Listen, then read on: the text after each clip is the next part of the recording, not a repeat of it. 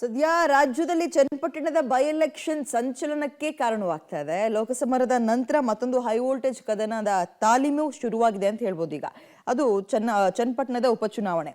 ಇದರಲ್ಲಿ ದೋಸ್ತಿ versus DK brothers ಮುಖಾಮುಖಿ ಆಗ್ತಾ ಇದ್ದಾರೆ. ಅಗೇನ್ ಬೆಂಗಳೂರು ಗ್ರಾಮಾಂತರ ಲೋಕಕ್ಷೇತ್ರ ಸೋತ ನಂತರ ಗಾಯಗೊಂಡ ಹುಲಿಗಳಂತಾಗಿರುವ ಡಿಕೆ ಶಿವಕುಮಾರ್ ಮತ್ತು ಡಿಕೆ ಸುರೇಶ್ ಚನ್ನಪಟ್ಟಣ ಗೆಲುವನ್ನ ಬಹಳ ಪ್ರತಿಷ್ಠೆಯಾಗಿ ತಗೊಂಡಿದ್ದಾರೆ. ಪದೇ ಪದೇ ಡಿಕೆಶಿಯಿಂದ ಅಲ್ಲಿಗೆ ಹೋಗೋದು, ಭೇಟಿ ಕೊಡೋದು, ಈಗಿಂದಲೇ ಎಲೆಕ್ಷನ್ ತಯಾರಿ ಮಾಡ್ತಾ ಇದ್ದಾರೆ. ಬೆಂಗಳೂರು ಗ್ರಾಮಾಂತರದ ಬಳಿಕ ಚನ್ನಪಟ್ಟಣದಲ್ಲೂ ಡಿಕೆ ಬ್ರದರ್ಸ್ನ ಹಣಿಯೋಕೆ ರಣತಂತ್ರವನ್ನ ಡೆಲ್ಲಿಯಲ್ಲೇ ಕೂಡ ರೂಪಿಸಲಾಗ್ತಾ ಇದೆಯಂತೆ. ಅದು ಕುಮಾರಸ್ವಾಮಿ ಅವ್ರ ಕಡೆಯಿಂದ. ಇದೀಗ ಈ ಬೈ ಎಲೆಕ್ಷನ್ ನಲ್ಲಿ ದೋಸ್ತಿಗಳಿಂದ ಮತ್ತೊಮ್ಮೆ ಡಿಕೆ ಬ್ರದರ್ಸ್ ಟಾರ್ಗೆಟ್ ಫಿಕ್ಸ್ ಆಗಿದೆ. ಡೆಲ್ಲಿಯಲ್ಲೇ ಸದ್ಯದಲ್ಲೇ ಅಮಿತ್ ಶಾ ಕುಮಾರಸ್ವಾಮಿ ಬೈಠಕ್ ಕೂಡ ನಡೆಯುತ್ತೆ.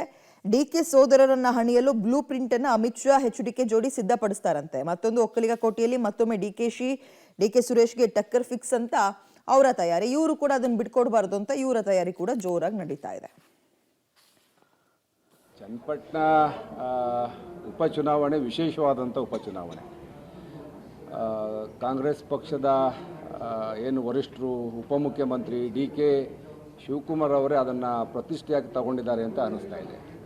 ಅವರು ವಾರಕ್ಕೆ 2 ದಿವಸ ಚನ್ನಪಟ್ಟಣಕ್ಕೆ ಠಿಕಾಣಿ ಹೂಡಿ ಭಾಳಷ್ಟು ಆಶ್ವಾಸನೆಗಳನ್ನ ಕೊಡ್ತಾ ಇದ್ದಾರೆ. ಜನಸಾಮಾನ್ಯರಿಗೆ ಭರವಸೆಗಳನ್ನು ಕೊಡ್ತಾ ಇದ್ದಾರೆ.